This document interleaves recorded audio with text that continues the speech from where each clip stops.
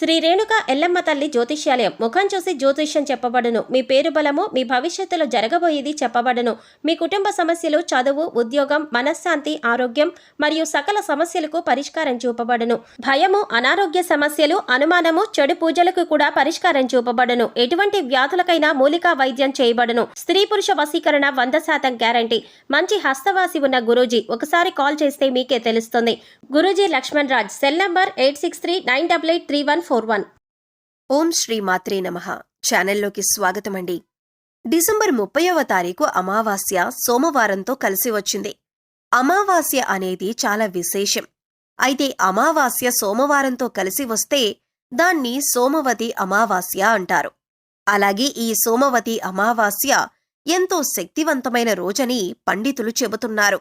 ఇంతటి విశేషమైన రోజున వృశ్చిక రాశివారు ఏ పనులు చేయటం వల్ల మీలో ఉన్న నెగిటివ్ ఎనర్జీ తొలగిపోయి విశేషమైన ధనలాభం కలిగి మీకున్న ఆర్థిక కష్టాలు తొలగిపోతాయి అనే అంశాలతో పాటుగా స్నానం చేసే నీటిలో ఏం కలుపుకోవాలి, ఆ పదార్థాలు ఎందుకు కలుపుకోవాలి అనే అంశాలను ఈ వీడియోలో మనం వివరంగా తెలుసుకుందాం.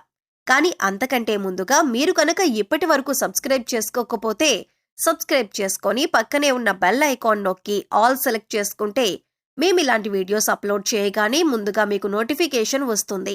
ఇక వివరాల్లోకి వెళ్ళిపోతే, ముందుగా అమావాస్య రోజు ఏ పనులు చేస్తే అదృష్టం కలిసి వస్తుందో, ఏ పనులు చేస్తే దురదృష్టం కలుగుతుందో తెలుసుకుందాం. అమావాస్య చాలా శక్తివంతమైంది. అమావాస్య రోజు కొన్ని పనులు చేస్తే అదృష్టం బాగా కలిసొస్తుంది. అమావాస్య రోజు ఎవరైనా సరే సూర్యోదయానికి పూర్వమే తలస్నానం చేయాలి. తలంటూ స్నానం చేయకూడదు. తలస్నానం అంటే కేవలం నీళ్లు తల మీద పోసుకుని తలస్నానం చెయ్యాలి.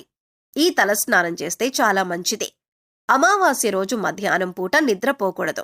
మధ్యాహ్నం పూట నిద్రపోతే దరిద్రం చుట్టుకుంటుంది. ఈ రోజు విశేషంగా లక్ష్మీ పూజ చెయ్యాలి. అమావాస్య రోజు చేసే లక్ష్మీ పూజను ఐశ్వర్య లక్ష్మీ పూజ అంటారు. ఈ పూజ చేయటం వల్ల ఆర్థిక సమస్యలన్నీ తొలగిపోతాయి. అమావాస్య సందర్భంగా అన్నదానం చేసినా, వస్త్రదానం చేసినా విశేషమైన శుభ ఫలితాలు కలుగుతాయి.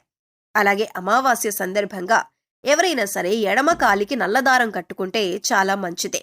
అమావాస్య రోజు ఎడమ కాలికి నల్లదారం కట్టుకుంటే ఎదుటి వాళ్ల ఏడుపులేవి మీ మీద పనిచేయవు, దిష్టుండదు, నరపీడ ఉండదు, శత్రు బాధలు తొలగిపోతాయి. ఎడమ కాలికి నల్లదారం అమావాస్య రోజు కట్టుకోవాలి. అలా కట్టుకున్నట్లయితే మీకున్నటువంటి దిష్టి దోషం మొత్తం తొలగింపజేసుకోవచ్చు. అలాగే అమావాస్య రోజు రాత్రిపూట భోజనం చేయకూడదు, ఉపవాసం ఉండాలి. కేవలం పళ్ళు, పాలు మాత్రమే ఆహారంగా స్వీకరిస్తే చాలా మంచిది. అలాగే అమావాస్య అంటే సూర్యుడికి చాలా ఇష్టమైన రోజు. అందుకే ఎవరైనా సరే అమావాస్య సందర్భంగా సూర్యుడికి ఆర్ఘ్యమిస్తే, అంటే సూర్యుడికి నీటిని సమర్పిస్తే జాతక దోషాలు తొలగిపోతాయి.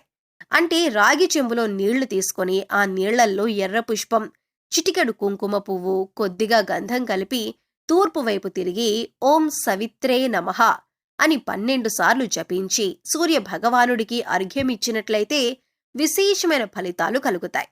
అమావాస్య సూర్యనారాయణమూర్తి పుట్టినరోజు కాబట్టి సూర్యుడి అనుగ్రహం వల్ల సకల శుభాలు కలుగుతాయి.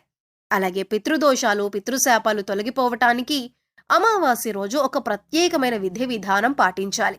మీకు దగ్గరలో రావి చెట్టు ఉన్నట్లయితే రావి చెట్టు దగ్గరికి వెళ్లి రావి చెట్టు మొదట్లో ఆవాల నూనె అంటే మస్టర్డ్ ఆయిల్ ప్రమిదలో పోసి 8 ఒత్తులు విడిగా వేసి దీపాన్ని వెలిగించాలి. అమావాస్య రోజు ఎవరైతే రావి చెట్టు దగ్గర ఆవాల నూనె దీపం పెడతారో వాళ్లకున్నటువంటి పితృదోషాలు, పితృశాపాలు అన్నీ తొలగిపోతాయి. అలాగే అమావాస్య సందర్భంగా నవధాన్యాలకు సంబంధించిన ఒక ప్రత్యేకమైన పరిహారం పాటిస్తే లక్ష్మీ కటాక్షం చాలా సులభంగా కలుగుతుంది. నవధాన్యాలు అమావాస్య రోజు నానబెట్టి వాటిని లక్ష్మీదేవికి నైవేద్యంగా సమర్పించి ఆ తర్వాత ఆ నవధాన్యాలు ఎక్కడైనా పరిశుభ్రమైన ప్రదేశంలో జల్లాలి. కొన్ని రోజుల తర్వాత నవధాన్యాలకు మొలకలు వచ్చాక ఆ మొలకలు వచ్చిన నవధాన్యాలు గోవుకు ఆహారంగా తినిపించాలి.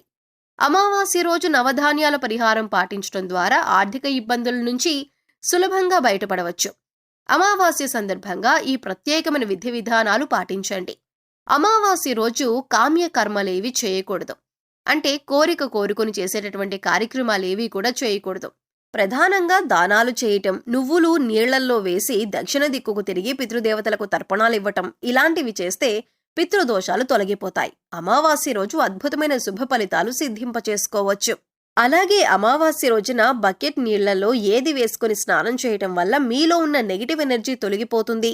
అలాగే ఏ పదార్థాలలో బకెట్ నీళ్లలో ఎందుకు కలుపుకోవాలి అనే అంశాలను ఇప్పుడు తెలుసుకుందాం. ప్రతి ఒక్కరూ కూడా ఆ భగవంతుడి ఆశీస్సులు మాపై ఉండాలని, జీవితంలో గొప్పగా ఎదగాలని కోరుకుంటారు. మరి ఆ దిశగా అడుగులు వేసేందుకు తమ వంతుగా ప్రతిరోజు పూజ చేస్తూ ఉంటారు. పూజ చేసినప్పుడు ఫలితాలు వస్తాయా అంటే మనశ్శాంతి మాత్రం ఖచ్చితంగా వస్తుంది. ఫలితం వస్తుందా అంటే మాత్రం అది వారి పూర్వజన్మ కర్మ ఫలితం మీద కూడా ఆధారపడి ఉంటుంది. మరి అలాంటి కర్మ ఫలితాన్ని తగ్గించుకోవాలంటే ఏం చేయాలి అనే సందేహం మీకు రావచ్చు. మనం ఏదైనా పని చేస్తున్నామంటే అది ఎందుకు చేస్తున్నామని తెలుసుకుని చేస్తే మాత్రం దానికి ఖచ్చితమైన ఫలితాలు దక్కుతాయి. ఈ మాట సాక్షాత్తు వేద పండితులు చెబుతున్నారు. ఇంతటి విశేషమైన రోజున ఈ చిన్న పరిహారం చేసినట్లయితే కనుక లక్ష్మీ కటాక్షం కారణంగా దారిద్ర్య బాధలు తొలగిపోయి సిరి సంపదలు చేకూరుతాయి. చూడటానికి ఈ పరిహారాలు తేలిగ్గా అనిపించొచ్చు, కానీ వీటి ఫలితాలు మాత్రం చాలా గొప్పగా ఉంటాయి. ఇందుకోసం మీకు ముఖ్యంగా కావాల్సింది నమ్మకం. అలాగే ఈ పరిహారం మనకి పనిచేస్తుంది, కష్టాల నుంచి బయటపడేస్తుంది అనే విశ్వాసం. పరిహారంలో భాగంగా ముందు స్నానం చేసే నీటిలో ఏమేమి కలుపుకుంటే మీకు లక్ష్మీదేవి అనుగ్రహంతో సిరి సంపదలు పొందుతారో చూద్దాం. అంతేకాదు వాటిని ఎందుకు కలుపుకోవాలి అనే విషయాన్ని కూడా తెలుసుకుందాం. ఈ సృష్టిలో ప్రతి ఒక్క పదార్థానికి కూడా ఒక ప్రత్యేకత ఉంటుంది. అంతేకాదు మనం కనుక మనసులో బలంగా సంకల్పించుకుంటే ఆ పదార్థంలో ఉన్న గుణం ప్రత్యేకమైన పదార్థాలతో చేర్చి ఉపయోగించటం వల్ల మన సంకల్పాన్ని భగవంతునికి చేరవేస్తుంది. కానీ ఈ పరిహారాలు తేలిగ్గా ఉన్నాయి కదా చేసేద్దాం అని చేయటం కాదు, మనస్ఫూర్తిగా నమ్మి చెయ్యాలి. అప్పుడే మీకు సత్ఫలితాలు వస్తాయి. ఇక ఇంతటి విశిష్టమైన అమావాస్య రోజు ఈ రాశివారు ఉదయాన్నే నిద్రలేచి చక్కగా స్నానం చేయండి. అలాగే స్నానం చేసే నీటిలో ఒక తమలపాకు, కొద్దిగా రాళ్లొప్పు, అలాగే 2 హారతి కర్పూరం బిళ్లలు పొడి చేసి వేసుకుని ఇవన్నీ నీళ్లలో కలుపుకొని స్నానం చేయాలి. ఈ నీళ్లతో పిల్లలు ఇంకా పెద్దవాళ్లు కూడా స్నానం చేయొచ్చు. తమలపాకులు అంటే శుభ సూచకం, అలాగే భగవంతుడికి ఎంతో ఇష్టం. అంతేకాకుండా ఈ పదార్థాలన్నీ కూడా మీలో పాజిటివ్ ఎనర్జీని పెంచుతాయి, మీ చుట్టూ ఉన్న నెగిటివ్ ఎనర్జీని తీసేస్తాయి. ఈ పదార్థాలను నీళ్లలో కలిపి స్నానం చేయటం వలన భగవంతుని అనుగ్రహాన్ని పొందుతారు. బకెట్ నీళ్లలో ఒక తమలపాకు వేసి అరగంట తర్వాత స్నానం చేస్తే శరీరానికి మరింత స్వచ్ఛత లభిస్తుంది. ఒంట్లో ఉండే నెగిటివ్ ఎనర్జీ అంతా తొలగిపోతుంది. ఇక రెండో పదార్థం మనం నీళ్లలో కలిపింది రాళ్లొప్పు. ఈ రాళ్లొప్పు నీళ్లలో కలపటం వల్ల మనలో ఉన్నటువంటి నకారాత్మక శక్తి అనేది తొలగిపోతుంది, అంటే నెగిటివ్ ఎనర్జీ. వాస్తవానికి చెప్పాలంటే మనకు తెలియకుండా మన మీద ఒక రకమైన నకారాత్మక శక్తి పనిచేస్తూ ఉంటుంది. ఇక ఇలాంటి నకారాత్మక శక్తి ఉన్నప్పుడు మనం చేసే పనుల్లో ఆటంకాలు రావటం, అలాగే ఆర్థికంగా కుంగిపోవటం, ఇలాంటివన్నీ చూస్తూ ఉంటాం. ఇక ఈ నకారాత్మక శక్తి నుంచి బయటపడటానికి చిన్న చిన్న పరిహారాలు చేసుకుంటే సరిపోతుంది. దాన్ని తొలగించుకోవటానికి రాళ్లొప్పు మనకి ఎంతగానో సహాయపడుతుంది. ఇక మూడవ పదార్థం మనం నీళ్లలో కలిపింది కర్పూరం బిళ్లలు. ఇలా 2 కర్పూరం బిళ్లను పొడి చేసి నీళ్లలో కలపటం వల్ల మనలో దైవభావం పెంపొందుతుంది. దీని నుంచి వచ్చే సువాసన మనలో ఉన్న చెడు ఆలోచనలను తొలగించి ఆధ్యాత్మికం వైపు మనల్ని నడిపిస్తుంది.